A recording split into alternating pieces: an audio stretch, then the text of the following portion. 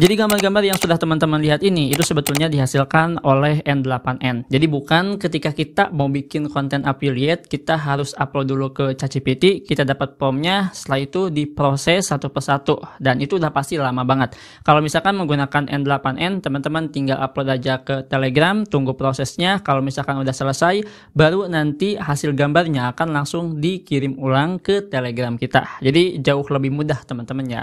Oke, jadi kurang lebih seperti ini ya untuk tampilan N8N-nya ataupun workflow yang sudah saya buat, cukup lumayan sederhana juga. Mungkin teman-teman yang udah lama ya berkecimpung di N8N paham nih untuk strukturnya. Tapi di sini mungkin buat teman-teman yang baru juga saya akan coba untuk jelaskan. Nah, sebelum dijelaskan mungkin kita akan coba untuk lihat dulu hasilnya ya.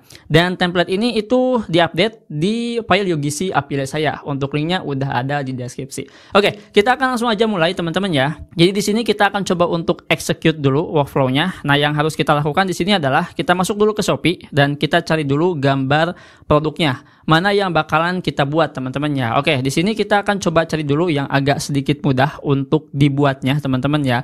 Kita mungkin akan coba carinya, kemarin udah ya, yang ini udah. Nah, kita akan coba yang ini teman-teman ya, yang jaket seperti ini. Oke, kita buka dulu. Oke, nah yang seperti ini ya. Nah, kita akan coba langsung aja klik seperti ini. Oke, setelah itu kita tinggal screenshot. Jangan semuanya, kita ambil khusus dari produknya aja seperti ini. Oke, kalau misalkan udah seperti ini, kita tinggal masuk ke Telegram. Oke, di Telegram di sini kita tinggal paste aja seperti ini teman-teman ya. Ini jangan disentang, biarkan seperti ini. Terus kita tinggal klik kirimkan. Dan di sini kita tinggal lihat di bagian AI automation-nya ataupun di N8N-nya. Nah, seperti ini teman-teman ya. Di sini tuh ada 3 OpenAI. Yang pertama dia analisis gambar, di sini dia itu bikin prompt-nya, terus di sini itu generate gambarnya. Nah, kita tunggu dulu sampai semuanya selesai deh teman-teman ya. Baru kita coba jelasin per note-nya. Kenapa saya tambah Telegram untuk trigger-nya dan kenapa harus konsepnya seperti ini. Kayak gitu. Jadi yang cukup lumayan lama itu di bagian sini. Oke, kita tunggu aja sampai semuanya selesai. Oke teman-teman, ini selesai di looping dan yap, untuk hasilnya itu langsung dikirimkan ke Telegram dan kita akan coba untuk lihat ya seperti apa hasilnya, apakah konsisten atau enggak gitu ya. Oke, kita langsung aja buka teman-teman ya. Oke, jadi untuk hasilnya kurang lebih seperti ini ya, bisa teman-teman lihat sendiri untuk bagian depannya. Cuman ini kayaknya ada yang salah di bagian prompt, karena di bagian promptnya itu kayaknya saya minta cuman untuk 1 angle aja, seharusnya itu 8 angle. Nah, ini perlu diperbaiki juga sih sebetulnya. Dan yap, seperti inilah dari hasil kualitas gambarnya. Kita coba lihat dulu dari pertama kita upload teman-teman ya. Oke, yang pertama kita upload itu seperti ini ya, kalian perhatikan aja. Dan untuk hasilnya itu kurang lebih seperti ini tuh ya. Mungkin untuk dari hasil gambar produknya udah sesuai, cuman dari segi angle yang agak sedikit minusnya. Nah, harusnya itu kayak gini ya. Nah, ini kan beda-beda teman-teman tuh, seperti itu. Oke, jadi itu ya kekurangan kalau misalkan kita menggunakan N8N sebagai AI automation untuk generate gambar. Tapi itu bisa dimaksimalkan kok. Oke, kali ini kita akan coba untuk satu persatu bahas biar teman-teman paham. Yang intinya ini untuk workflow cara kerjanya, upload gambar, diproses, terima, kayak gitu. Yang pertama dulu kita bahas dari segi triggernya.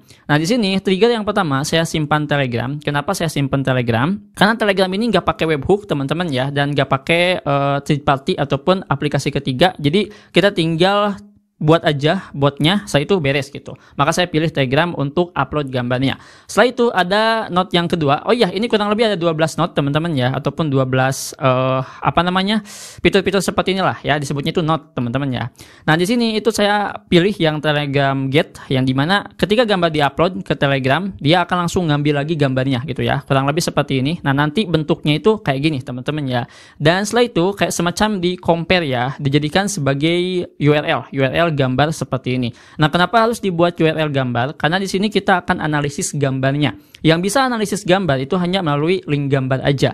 Dan analisis gambar yang saya tahu itu hanya bisa OpenAI aja. Yang lainnya itu belum tahu teman-teman ya. Nah, jadi untuk note-nya itu Telegram, terus kita ambil gambar, terus kita pecah. Yang awalnya itu kayak semacam file dibentuk jadi URL dan nanti diproses oleh OpenAI analisis teman-teman ya.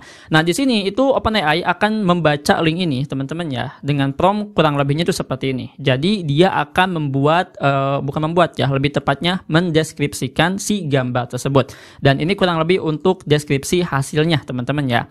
Dan di sini itu saya juga tambahkan kayak semacam pose. Jadi ketika dia udah menganalisis gambar, saya juga suruh lagi si AI ini untuk bikinkan 8 pose. Cuman yang tadi agak sedikit ngebug teman-teman ya, yaitu harus diulang lagi sebetulnya. Nah kurang lebih seperti ini. Dan itu bukan prompt ya, tapi hanya rekomendasi aja pose yang cocok untuk gambar tersebut. Mungkin teman-teman yang suka suka ngecek file UGC saya, itu konsepnya kayak gitu ya, banyak angle-angle yang berbeda, tapi untuk hasil produknya itu konsisten bahkan di bagian backgroundnya juga. Oke, next selanjutnya teman-teman ya. Yang selanjutnya di sini saya tambah lagi function ataupun not berikutnya itu kode ya, atau bisa sebutnya function lah. Nah di sini itu memecah teman-teman ya. Jadi yang hasilnya itu acak-acakan seperti ini. Saya pengen bikin yang lebih rapi lagi, dibuatkanlah seperti ini. Dan kurang lebih seperti ini untuk hasilnya, langsung kedetek from gambar locked-nya sama prompt-nya. Nah ini juga sama, ini tuh penting teman-teman ya. Dan inilah rumus bagaimana caranya si gambar produk itu bisa konsisten. Ada gambar kunci sama posenya seperti itu. Dan kalau misalkan udah dipecah seperti ini, itu langsung dilempar ke Google Sheet. Tujuannya untuk apa? Ini untuk disusun aja, biar nanti AI agent itu gampang untuk menganalisisnya. Sebetulnya langsung ke sini juga bisa. Oke, di sini itu peran AI agent penting teman-teman ya. Kenapa? Karena dia akan membuat prompting untuk posenya. Karena tadi di awal dia hanya menganalisis gambar dan dia hanya merekomendasikan gambarnya aja. Sedangkan di sini itu dia akan langsung membuatkan prompt posenya. Ya, jadi pose 45 derajat itu seperti apa itu dijelasin teman-teman ya.